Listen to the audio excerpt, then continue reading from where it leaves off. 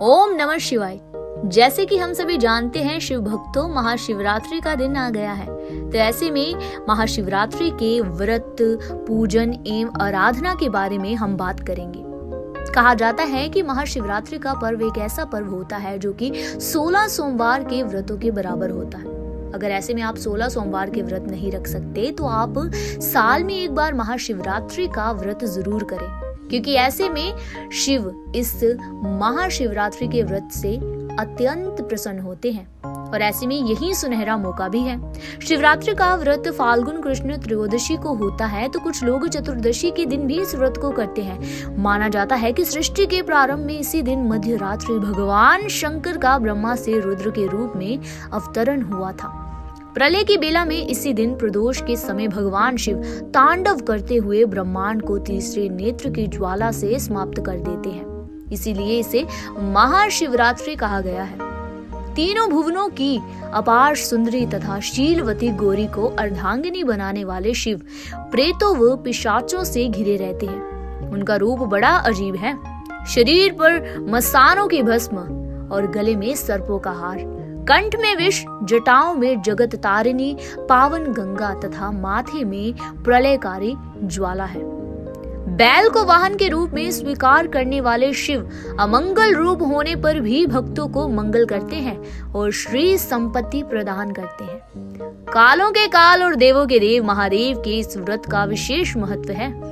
इस व्रत को ब्राह्मण, क्षत्रिय, वैश्य, शूद्र, नर नारी, बालक, वृद्ध हर कोई कर सकता है। व्रत पूजन करने के लिए 9 बातों को जान ले। नंबर 1 पर इस दिन प्रातः काल स्नान ध्यान से निर्वित होकर अनशन व्रत रखना चाहिए। नंबर 2 पर पुष्प तथा सुंदर वस्त्रों से मंडप तैयार करके सर्वतोभद्र की वेदी पर कलश की स्थापना के साथ साथ गौरी शंकर और नंदी जी की मूर्ति रखनी चाहिए। नंबर 3 पर यदि इस मूर्ति का नियोजन ना हो सके तो शुद्ध मिट्टी से शिवलिंग बना लेना चाहिए।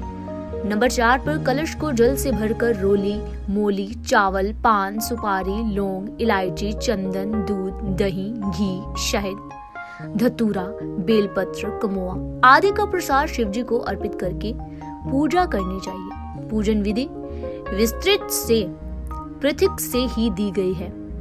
उसे पूजन से पूर्व एक बार अवश्य पढ़ ले। नंबर 5 पर रात को जागरण करके शिव की स्तुति का पाठ करना चाहिए और इस अवसर पर शिव पुराण का पाठ मंगलकारी है, क्योंकि शिव आराधना स्तोत्रों का वाचन भी लाभकारी होता है। नंबर 6 पर इस जागरण में शिव जी की 4 आरती का विधान जरूरी है। नंबर 7 पर शिव जी की कथा कहीं और सुने। नंबर 8 पर दूसरे दिन प्रातः जौ, तिल, खीर तथा बेलपत्रों का हवन करके ब्राह्मणों को भोजन कराकर व्रत का पालन करना चाहिए, क्योंकि इस विधि तथा स्वच्छ भाव से जो ये व्रत रखता है ना, भगवान शिव प्रसन्न होकर उसे अपार सुख संपदा प्रदान करते हैं। नंबर 9 पर भगवान शंकर पर चढ़ाया गया नैवेद्य खाना निषिद्ध है। ऐसी मान्यता है कि जो इस नैवेद्य को खा लेता है वह नरक के दुखों का भोग करता है। इस कष्ट के निवारण के लिए शिव की मूर्ति के पास शालिग्राम की मूर्ति का रहना अनिवार्य है। यदि शिव की मूर्ति के पास शालिग्राम हो तो नैवेद्य खाने का कोई दोष ही नहीं होता। तो इस महाशिवरात्रि आप भी कुछ इस प्रकार से व्रत, पूजन एवं आराधना करेंगे तो महादेव भी आपकी भक्ति से अत्यंत प्रसन्न होंगे। इसी तरह धर्म और भक्ति से जुड़ी और भी जानकारी जानने के लिए बने रहिए हमारे चैनल के साथ। तब तक के लिए हर हर महादेव।